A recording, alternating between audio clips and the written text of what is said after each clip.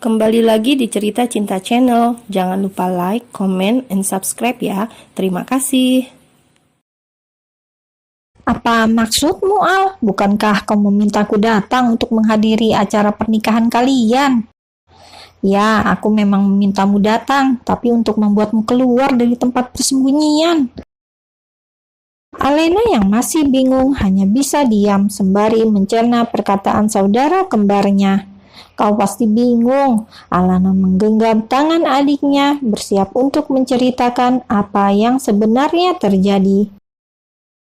Dengar, Ale, rencana pernikahan kami hanyalah sebuah kebohongan. Kita merencanakan semua itu hanya untuk membuatmu datang ke Jakarta. Apa? Alena benar-benar terkejut, tidak percaya dengan apa yang dikatakan Alana.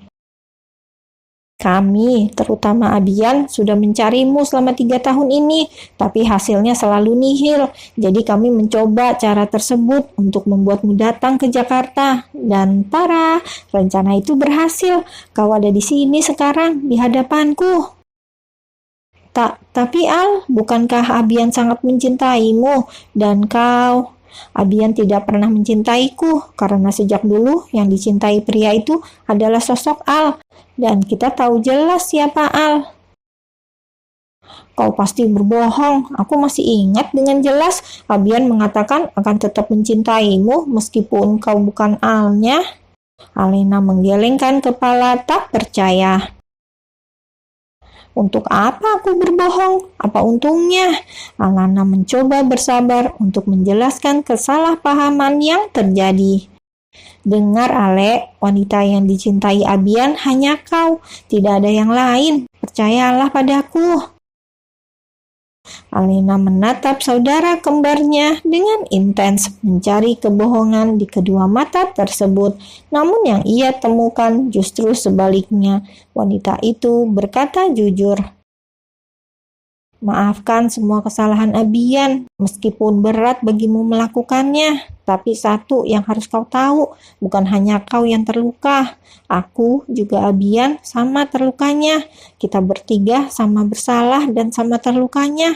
Apalagi Abian, dia sangat terpukul saat mengetahui kau adalah Alnya.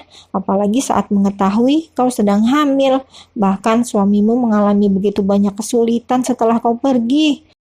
Alana mengingat kembali bagaimana seorang Abian yang jatuh sampai sejatuh-jatuhnya 3 tahun yang lalu. Perusahaan Atma Jaya gulung tikar, bahkan Abian sampai bolak-balik masuk rumah sakit hanya untuk mencari di mana keberadaan Alena. Dan Alana menyaksikan semua itu tanpa bisa melakukan apapun, karena dirinya tidak punya kekuatan untuk melawan kekuatan Arbeto yang berdiri di belakang Alena. Kau saja bisa memaafkanku, berarti kau juga bisa memaafkannya, pinta Alana dengan memohon. Aku sudah memaafkannya, tapi untuk melupakan semua perbuatannya, aku tidak bisa. Alena menundukkan kepala. Air mata menetes saat matanya menatap wajah putranya yang ada di pangkuan. Ale, Alana memeluk adiknya dengan erat. Ia bisa melihat luka di kedua mata saudara kembarnya itu, sebuah luka yang ia pun turut andil di dalamnya. Luka yang kau rasakan mungkin tidak akan pernah bisa dilupakan. Aku tahu itu. Tapi beri satu kesempatan bagi Abian untuk memperbaiki semua kesalahannya, atau setidaknya pertemukan dia dengan putranya. Alana mengusap rambut Bian dengan penuh kasih. Untuk apa, Al? Dia tidak pernah menginginkannya. Alena masih mengingat dengan jelas semua perkataan Abian, di mana pria itu tidak sudi jika dirinya menjadi ibu dari anak-anaknya. Abian sangat menginginkannya. Jika tidak, mana mungkin dia mencari kalian sampai mengorbankan diri keluar masuk rumah sakit untuk mengetahui di mana kalian tinggal. Keluar masuk rumah sakit, pakik Alena dengan wajah yang terkejut. Alana menganggukkan kepalanya, mulai menceritakan semua yang terjadi pada Abian setelah Alena pergi, bagaimana terpuruknya pria itu, jatuhnya ekonomi keluarga Atmajaya karena perusahaan yang gulung tikar, dan bagaimana Abian yang harus keluar masuk rumah sakit karena dipukuli para pengawal Boy Arbeto, dan kenekatan pria itu yang datang menemui Ded Anthony yang berakhir dengan tergeletak di rumah sakit. Setelah mendengar penjelasan dari Alana tentang apa yang terjadi pada Abian selama 3 tahun ke belakang, Alena hanya mampu terdiam dengan wajah tak percaya. Rasanya sangat mustahil pria itu mau mempertaruhkan nyawanya hanya untuk mengetahui di mana dirinya tinggal. Bahkan Abian sampai berani datang menemui Ded Anthony tanpa ia ketahui kapan kejadian itu terjadi, karena selama ini dedinya tidak pernah cerita kalau Abian pernah datang untuk meminta maaf. Mungkin saja karena Alena pernah berkata tidak ingin mendengar berita apapun tentang Abian sehingga Ded Anthony tidak menceritakannya. Aku tahu semua kesalahan yang diperbuat Abian tak termaafkan, tapi setidaknya pertemukan putramu dengan dedi kandungnya. Bian berhak mengenal siapa Abian.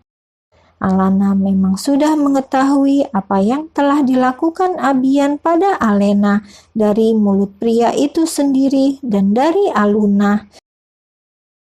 Ya, Aluna menceritakan semua perbuatan kasar Abian pada Alena.